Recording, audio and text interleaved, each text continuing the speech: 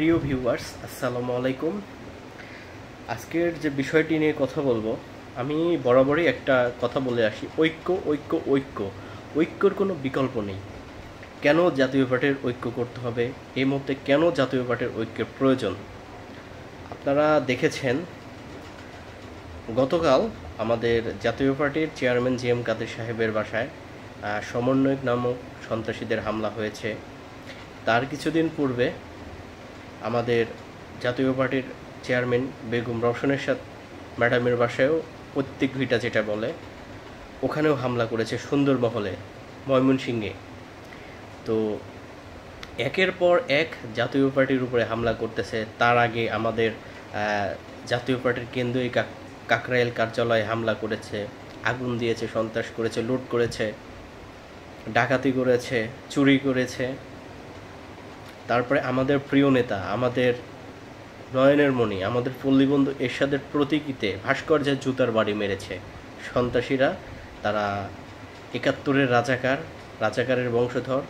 তারা দেশের শত্রু, জাতির শত্রু, আমাদের ইসলামের শত্রু। এই সমস্ত কুলাঙ্গাররা আমাদের জাতীয় পার্টির উপরে নানা রকমের নির্যাতন করতেছে। শুধু জাতীয় পার্টি নয়, সাধারণ জনগণও এই সমস্ত সন্ত্রাসীদের অত্যাচারে অতিষ্ঠ। তো মূল কথায় আসি, আমাদের ঐক্য কেন করতে হবে? দেখুন, আমাদের জাতীয় পার্টি কিন্তু বাংলাদেশের তৃতীয় বৃহত্তম রাজনৈতিক দল এবং এই দলের ব্যাপক শক্তি আছে। সারা বাংলাদেশে কর্মী বাহিনী আছে, সারা বাংলাদেশে সাংগঠনিক শক্তি আছে, ভোটার আছে, সাংগঠনিক কমিটি আছে। কিন্তু অন্য কোনো রাজনৈতিক দল, আওয়ামী লীগ এবং বিএনপি ব্যতীত, জাতীয় পার্টি ব্যতীত, এই তিন রাজনৈতিক দল ব্যতীত কিন্তু অন্য কোনো রাজনৈতিক দলের ৩০০ আসনে প্রার্থী দেওয়ার মতো ক্ষমতা নেই।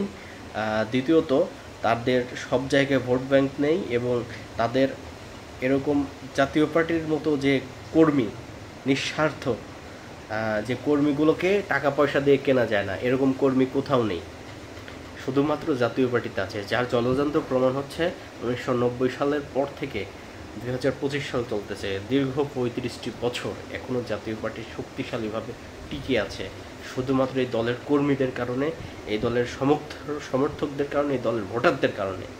নেতারা বিভিন্ন সময় বিক্রি হয়েছে, কিন্তু এই দলের কর্মীরা কিন্তু কেউ কখনো বিক্রি হয়নি, ওই অন্য দলে চলে যায়নি। এই দলের নেতা কর্মীরা এখনও আশায় বুক বেঁধে আছে যে এই দল, জাতীয় পার্টি, আবারও ক্ষমতায় যাবে।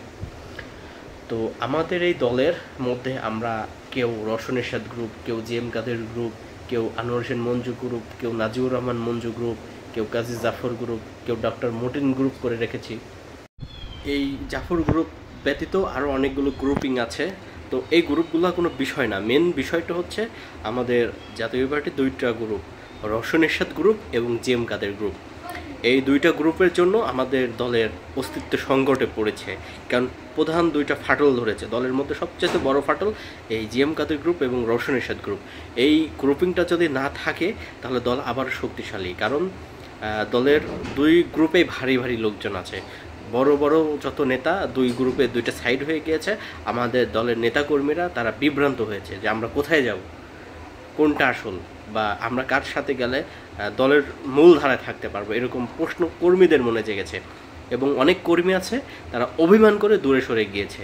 তো তাই আমাদের করতে হবে কি, জি.এম. কাদের এবং রওশন এরশাদ, তাদের দুজনকেই এক হয়ে এক কাতারে আসতে হবে, এরশাদের পতাকা তলে আসতে হবে, জাতীয় পার্টির পতাকা তলে আসতে হবে, নইলে আমাদের অস্তিত্ব বিলীন হয়ে যাবে। কারণ এই রওশন এরশাদ এবং জি.এম. কাদের, তারা দুজনেই যদি এক হয় তাহলে জাতীয় পার্টির সঙ্গে টেক্কা দেওয়ার মতো বাংলাদেশে কোনো রাজনৈতিক দল নেই। কারণ আওয়ামী লীগ পলাতক, বিএনপি তারা হচ্ছে দেশের বাইরে আছে এবং বর্তমানে দেশে আছে এই সমন্বয়ক নামধারী সন্ত্রাসী এবং জামাত টামাত, এই অন্য অন্য ছোটোখাটো রাজনৈতিক দল।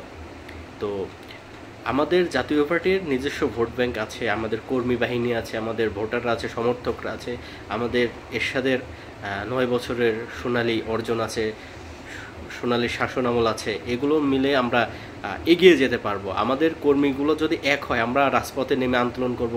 আমাদের কর্মীরা সারা বাংলাদেশ থেকে, দেশ বিদেশ থেকে, সব জায়গা থেকে আমাদের ফোন করে আমাদের সঙ্গে যোগাযোগ করে বলে যে ভাই, আপনারা রাজপথে নামার একটি কর্মসূচি দিন। আমরা রাজপথে নেমে প্রয়োজনে আমরা মৃত্যুবরণ করব, তারপরে আমরা রাজপথে নেমে আন্দোলন করব, দলকে একটাবার ক্ষমতায় নিয়ে যাব। আমাদের এখন ক্ষমতায় যাওয়ার সময়। আমাদের এই মুহূর্তে এইভাবে বসে থাকলে, ঘরে বসে থাকলে, এই কাকরাইল টু বনানী, বনানী টু উত্তরা এখানে গেলে হবে না। আমাদের রাজপথে নামতে হবে। 64 জেলায়, প্রত্যেকটি উপজেলায়, প্রত্যেকটি ইউনিয়নে, প্রত্যেকটি ওয়ার্ডে ওয়ার্ডে আন্দোলনের দুর্গ করে তুলতে হবে। কারণ আমাদের এই প্রতিরোধ থেকে প্রতিবাদ এরকম করে করতে হবে। এই সন্ত্রাসীদের বিরুদ্ধে রুখে দাঁড়াইতে হবে। আমাদের ঐক্যের প্রয়োজন। ঐক্য না করলে আমরা তা আগাতে পারবো না। আমরা কেন ঐক্য করতেছি না? আমাদের আসলে সমস্যাটা কি? বেগম রওশনের সাথে দলের চেয়ারম্যানই চায় না। আমাদের JM কাদের মহোদয়, উনিও আছে, আমাদের ম্যাডাম আছে, উনি সবাই এক হয়ে আমাদের দলকে একটা ভালো অবস্থানে নিয়ে যাক। আমাদের নেতা এরশাদের নাম নিশানা তারা মুছে দিতে চাচ্ছে। আমাদের এরশাদের আমাদের আদর্শ নিয়ে এগিয়ে যেতে হবে। আমাদের নেতা এরশাদের আদর্শ তুলে ধরতে হবে। আমাদের রাজপথে নেমে আন্দোলন করতে হবে, দলকে শক্তিশালী করতে হবে। আমরা ঐক্যর প্রয়োজন। জাতীয়বাদের ঐক্য চাই, ঐক্য চাই, ঐক্য চাই। জাতীয় পার্টির ঐক্যের কোনো বিকল্প নেই। তারা একে একে রাজনৈতিক দল সবগুলো শেষ করে দিচ্ছে সমন্বয়করা। আমাদের নিজেদের শক্তি হলে, আমাদের দুই গ্রুপ এক হয়ে গেলে আমরা সাংগঠনিকভাবে শক্তিশালী হব। আমাদের নেতাকর্মীরা আবারও প্রাণ ফিরে পাবে। তাহলে আমরা রাজপথে নেমে আন্দোলন করতে পারবো, আমরা প্রতিরোধ করতে পারবো। আমাদের দুই গ্রুপ যখন এক হয়ে যাবে, আমাদের দেখে তারা ভয় পাবে যে না, ওদের ঐক্য হয়েছে, তারা এখন সবাই এক, তাদের এখন কিছু বলা যাবে না। তাদের কিছু বললে পিঠের চামড়া থাকবে না, আমরা বাঁচতে পারবো না। কারণ জাতীয় পার্টির মনোবল অনেক শক্ত। জাতীয় পার্টির নেতাকর্মীরা কেউ পালায়নি। আমরা 90 সালেও কিন্তু দেশ ছেড়ে পালাইনি। আমাদের এতটুকু সাহস ছিল, আমাদের এতটুকু ক্ষমতা ছিল। 1990 সালে এরশাদ পালায়নি, জাতীয় পার্টি পালায়নি। 111-এর সময় এরশাদ জাতীয় পার্টি পালায়নি। এই 5ই আগস্টের পরেও আমরা দেশ ছেড়ে পালাইনি। আমরা কখনো পালানোর দল করি না।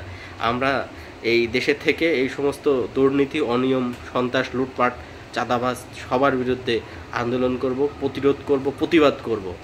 তাই জাতীয় পার্টির সারা বাংলাদেশের নেতা কর্মী সমর্থক যেখানে আছেন সবাই একটাই আওয়াজ তুলুন, জাতীয় পার্টির ঐক্য চাই, জাতীয় পার্টিকে রাজপথে চাই। দুইজনকে, আমাদের দুই প্রধান নেতা বেগম রওশন এরশাদ, JM কাদের, তাদেরকে এক কাতারে আনতে হবে। যারা বলেন যে রওশন এরশাদকে চায় না, অমুককে চায় না, তমুককে চায় না, তারা কেউ দলের ভালো চায় না। আমি বলবো যে তারা জাতীয় পার্টির কেউ ভালো চায় না। কেউ বলে যে JM কাদেরকে নেওয়া যাবে না, কেউ বলে রওশন এরশাদকে নেওয়া যাবে না। তারাই জাতীয় পার্টির শত্রু, তারাই জাতীয় পার্টির শত্রু। যারা এই কথা বলে ম্যাডামকে নিয়ে বা JM কাদেরকে নিয়ে যারা কমেন্ট করে, তারাই দলের শত্রু। তাদেরকে আগে ঘাট ধাক্কা দিয়ে বার করতে হবে। কারণ দলের দুঃসময়ে সব কিছু ভুলে গিয়ে আমাদের সামনের দিকে এগিয়ে যেতে হবে। এরশাদের স্লোগানে আনতে হবে আমাদের। সারা বাংলাদেশের নেতাকর্মীরা সবাই ভিডিওটি বেশি বেশি করে শেয়ার করবেন। যারা আমার ফেসবুক পেজটি ফলো করেনি, ফলো করবেন। ইউটিউব চ্যানেলটি সাবস্ক্রাইব করবেন। আপনারা জানেন আমার ইউটিউব চ্যানেলটি দুর্বৃত্তরা, এই সন্ত্রাসীরা, এই 71-এর রাজাকারের বংশধর, তারা বিভিন্ন রকম ষড়যন্ত্র করে আমার চ্যানেলটি বন্ধ করে দিয়েছে। কারণ আমি জাতীয় পার্টি নিয়ে প্রচার প্রচারণা করি। তাই আমার ইউটিউব চ্যানেলটি সাবস্ক্রাইব করবেন এবং ফেসবুক পেজটি ফলো করবেন। আবার ভিডিওগুলো বেশি বেশি করে শেয়ার করবেন এবং আপনারা সারা বাংলাদেশ থেকে আওয়াজ তুলবেন, দলের যেন ঐক্য হয়।